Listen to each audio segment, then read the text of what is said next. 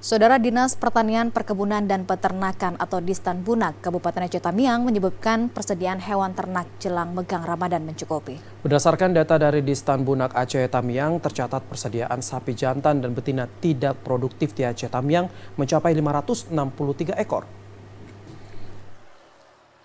Dinas Pertanian, Perkebunan, dan Peternakan atau Distan Bunak Kabupaten Aceh Tamiang menyebutkan persediaan hewan ternak jelang megang Ramadan 1444 Hijriah tahun 2023 mencukupi.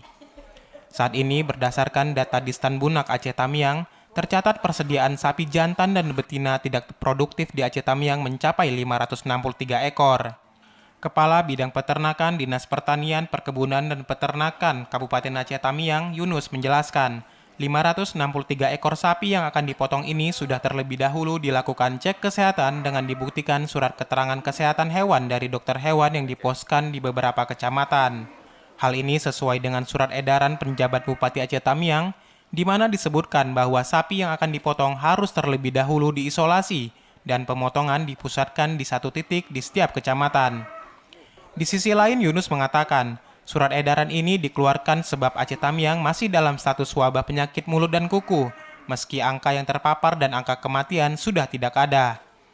Surat edaran ini diterangkan bahwasannya hewan megang itu harus dinyatakan sehat oleh dokter hewan yang berwenang yang diterbitkannya dengan surat keterangan kesehatan hewan atau SKKH.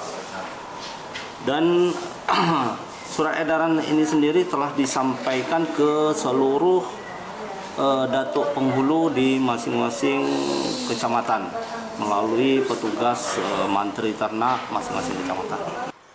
Yunus menambahkan, saat ini Dinas Pertanian, Perkebunan, dan Peternakan Aceh Tamiang masih gencar melakukan vaksin kepada hewan ternak guna mengantisipasi wabah PMK.